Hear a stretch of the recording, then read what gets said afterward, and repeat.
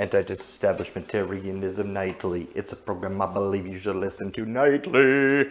Nightly. Nightly. This is the acoustics of my new studio apartment. Yep.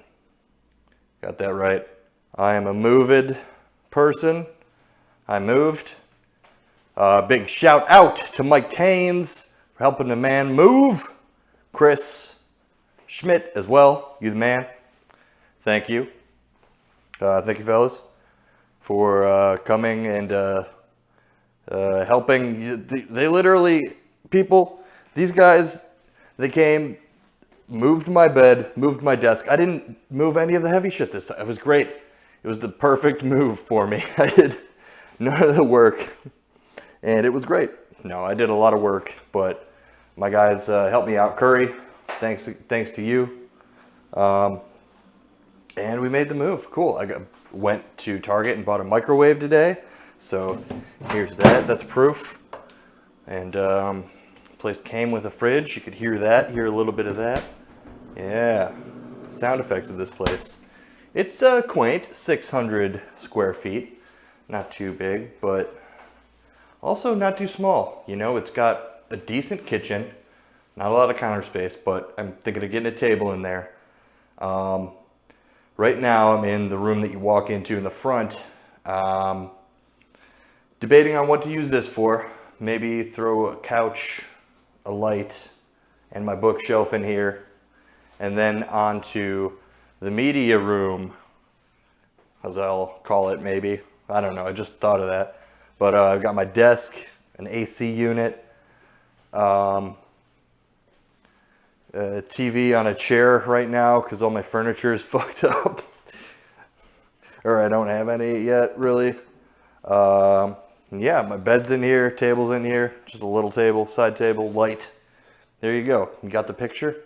My document safe for my documents and my Zoom recorder so no one can pirate Anti-Disestablishmentarianism Nightly before it's to be released, which, yeah, this one is, I don't have internet set up yet, so I'm thinking I'll just record it and maybe either do a double release or I'll just release it when I can, you know? Either way. I'm doing it.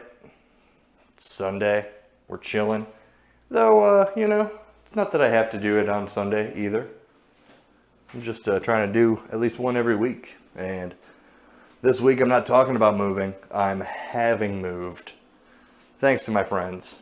And obviously my hard work throughout this whole process. Thanks to me. I'm welcome. I deserve this. Deserve everything. All the nothing that I have. But also all the everything. So, yeah, what happened today? We were basically, so I woke up at like 7 or, no, a little later. I slept in a little, like 8:30 I think I woke up.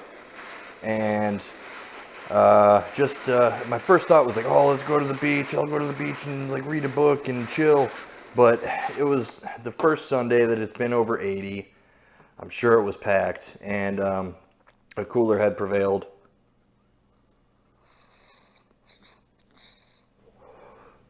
Perhaps after taking a couple dabs, or smoking some ganja, that I was like, you know what, let's not go out. I gotta fucking focus right now, and I gotta get some coffee. So we'll go check out, I went and checked out a fucking coffee place, got some coffee, walked there, walked back. It was good. And got right in my car and went to go to CVS to go get some, cleaning supplies. I got a Swiffer. I wanted to get some more shit for that and smell stuff because the place was moderately clean. When I got here, they repainted, which made it look a lot better. But the floors are still, no one mopped, which, can you ask for that? Can you ask for someone to mop? you can, but I mean, what am I gonna do? Make a big fuss? Like, you didn't mop. Like, well, it's a cheap apartment that, you know, whatever. Not something I'm gonna turn up a bunch of ground over. So it's all good. Is that a saying? I don't know. Now it is, bitches. But yeah, so I mopped, and let me tell you, it feels a lot better being able to kick off the shoes and kind of slide around and look at the bottom of your feet, and it's like, hey, okay, clean, sweet.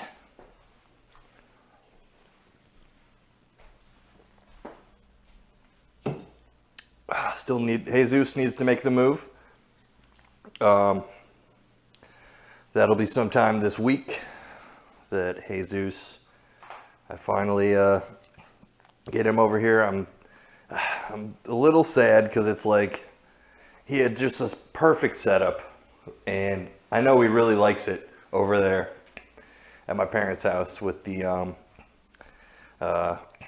like lake and all the sun that he gets. It's great for him, but it is what it is. I mean, he'll be healthy. He'll be happy here.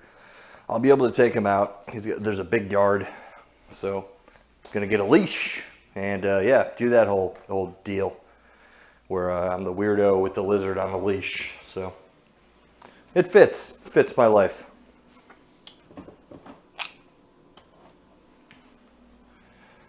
Oh, but as so continue the story of my day and the hilarity which ensued, as it does, you know, every day, every single fucking day of my life. Just so funny stuff. Okay, so I go to CVS, get my shit, just start driving, stop at a gas station, and I forgot my wallet. So I go and unlock my car door, and I you know, unlock it from the outside because my window is down. It's hot as fuck today, and the AC isn't that great. So unlock the door and then pull the handle from the outside. Apparently that's the thing, like, that sets off the car alarm in a lot of cars, which to me it's stupid. If I'm leaving my car window down and running in somewhere to grab something, it wasn't my, it was like change. I was getting change. So so if I leave my car window down and I walk away from it, like, I got eyes on my car, so if someone's trying to steal it, they better be quick on some fucking hot wire shit. Like, you're not gonna get, it's a dumb alarm system. But so it starts honking as soon as I open the door. I get in, I try to put the key in the ignition and turn it on to, maybe that would stop it, you would think, because, like, you have the key, so the car is on, and fucking, there we go, it's my car, so shut the fuck up, alarm. But no.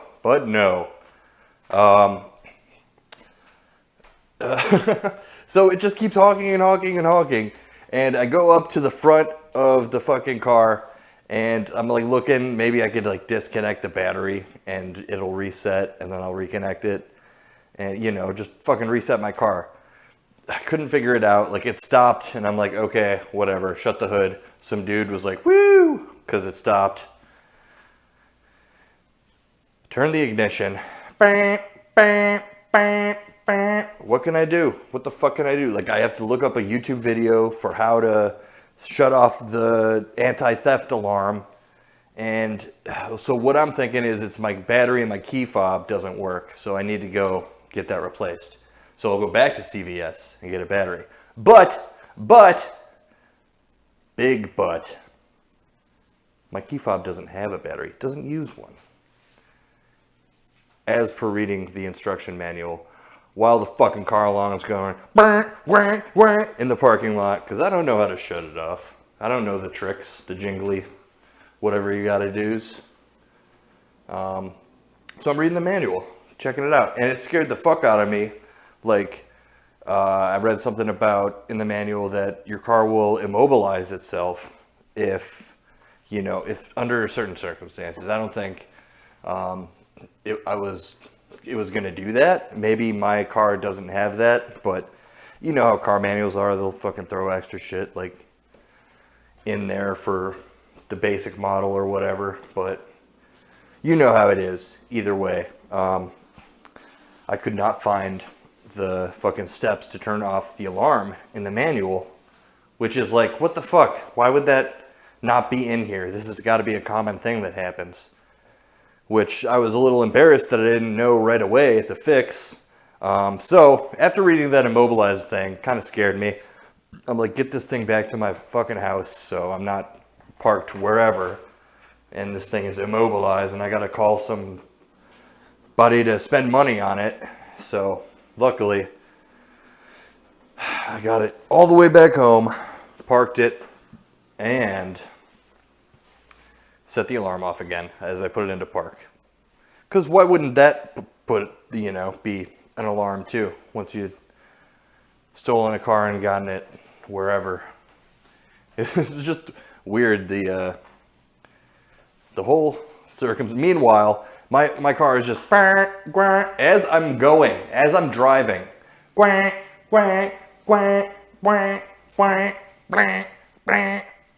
And I was like, at the end I just started beeping also, so it was just a solid tone, like it was like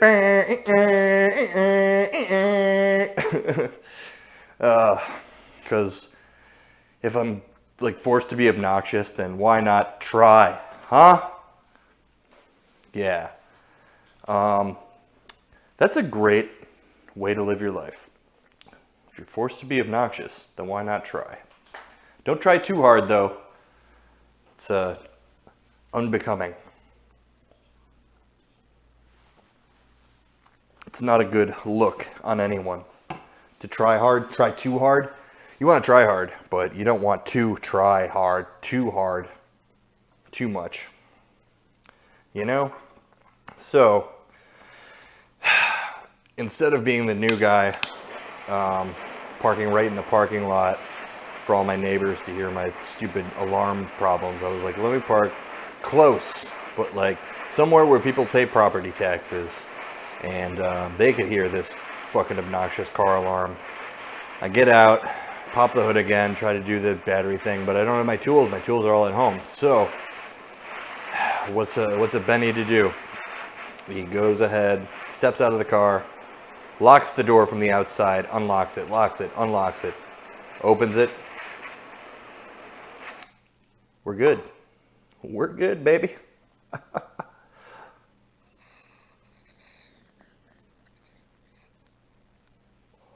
Get at me at Snapchat, pomegranate good, like the fruit in the rock, 630-542-0467. Almost forgot my phone number there. I was like, oh fuck. But yeah, we're good. I fucking solved the puzzle of being a dumbass in your car, thinking that you're trying to steal it, even though it's your car. So I'm happy to announce that. Thank you for listening. Love you, love you, love you, love you, love you, love you, love you, love you. Peace.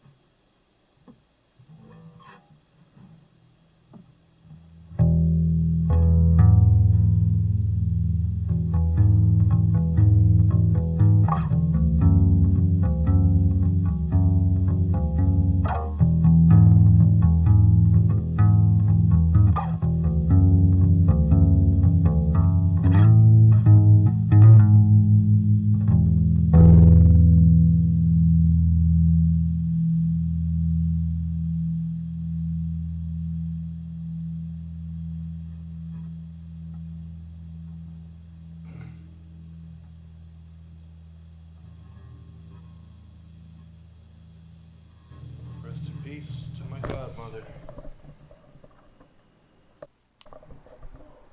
Hello and welcome to a new episode of Anti-Disestablishmentarianism Nightly. The sad tale of, I guess, my life. Since the last episode, I got into my new apartment, and luckily, so luckily, for the first time, I was able to sign up for health insurance.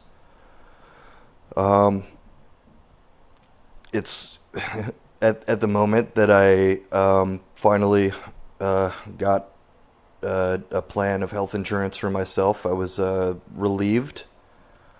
Let me give some context. Since the last episode aired, let's see. I think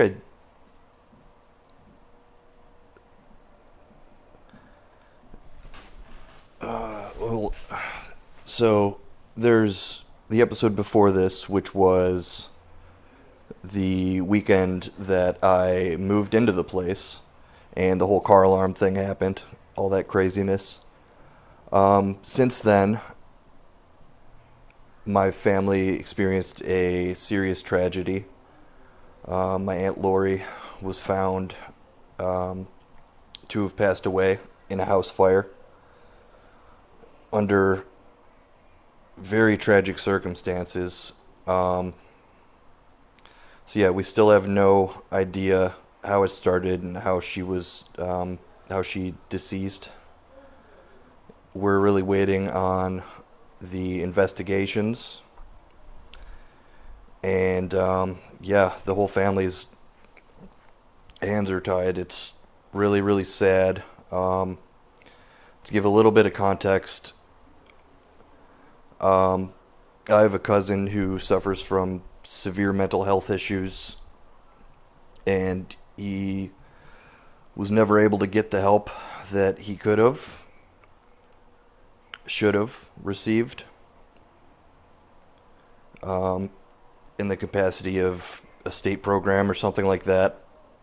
You know, he had a court date, and on that day, he disappeared and stole my aunt's car, as he's done frequently. And the same day, all that garbage happened. So I'm at a point where I'm the most sad in my life ever. It's almost like, I saw this coming, not literally, but, you get those feelings, and it's almost like every link of depression that I've had is like me foreseeing this terrible tragedy. I don't know, that's how I'm thinking about it. I don't even know, I'm just sitting here processing everything still. It's been a couple weeks, and I'm just super sad that, no one was able to step up and help. My aunt was forced to make decisions that she shouldn't have to. Because, family's family. But there should have been something, Well, besides that, I was just informed that I've been let go from my job, for no good reason. But that's neither here nor there. I'm sitting here in my apartment, and now looking for work. I have to go give back the work computer, which is the only thing I have to get my resume out there. But, neither here nor there. Kick me while I'm down. That's fine. So I'm looking for work now. 630-542-0467. Give me a call. Offer me a job, and I'll work real hard for you. And then you can fire me for no good reason. After treating me like poop. But I digress. Man, it's just, there's so much to fucking process about this last month that, it's one of those things that you're going to deal with for the rest of your life. You don't get over something like this, a tragedy like this. You just learn to process your emotions and deal with it the best you can, which is what I'm trying to do.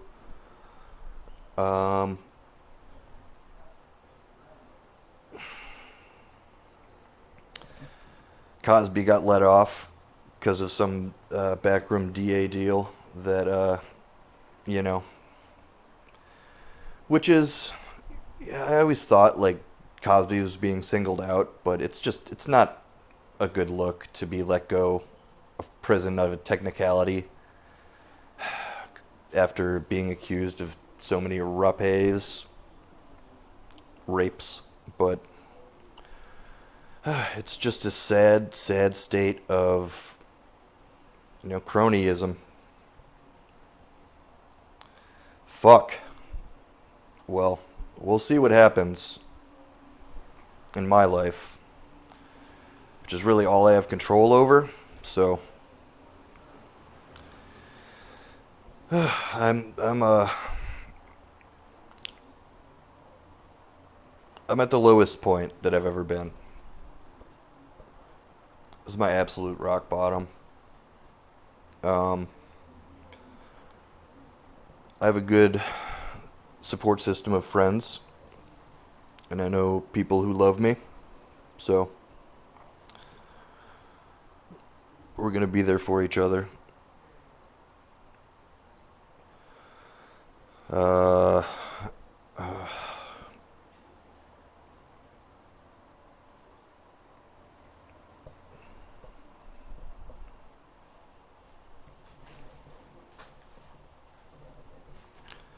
To finish with a joke that I wrote.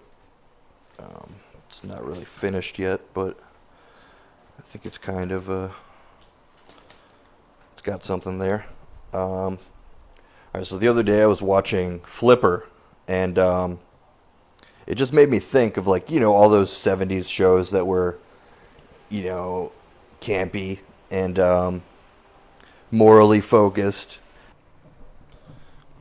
If made today, after 60 years of ocean pollution, it'd be a psychological thriller. Dolphins' objectives have changed a lot. They've had to.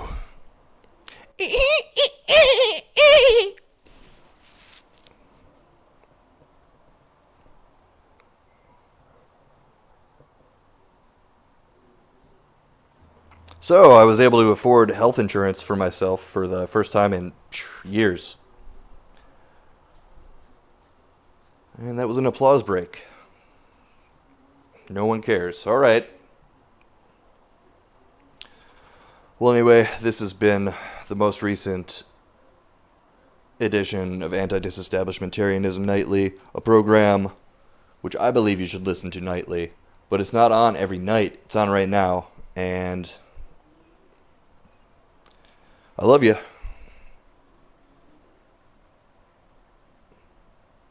bentechglobal@gmail.com, 630-542-0467. I'll be out there trying to afford this health care.